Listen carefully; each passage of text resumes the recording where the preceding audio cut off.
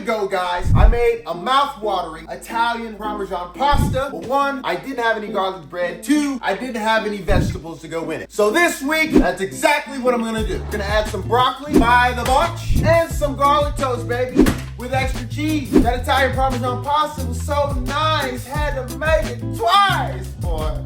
Let's get into it. Oh, the onions got me, bros.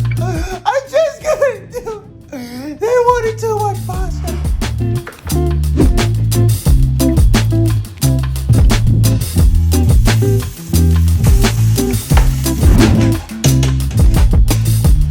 We're gonna plop it right into our noodle.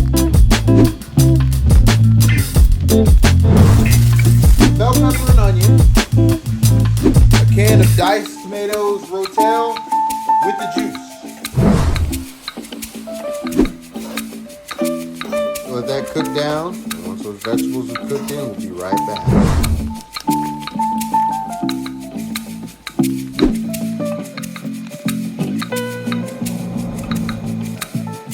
Now that's basically what I wanted to take out. And we're left with that. Beautiful, right? And that's what we have left over from it draining all the grease and water from the tomato and the bell pepper and onion, baby.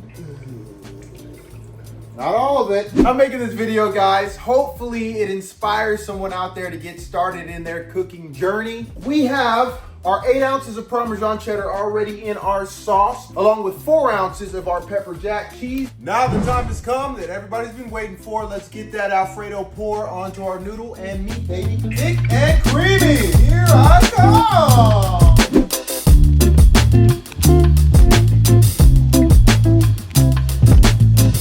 Look at that. Look at that. I added a lot more cream, maybe double the cream, so my sauce could be a little bit more creamier. And I added broccoli and tomato. We actually made this last week, but we did make some adjustments for the better. What we did is we added an extra onion to double the amount of cream, added broccoli, tomato, and we're gonna have garlic toast tonight. Then on nights that I cook, he doesn't mind if I put my hands on his food. He told me it's all right. You been a good boy? Relax. Place.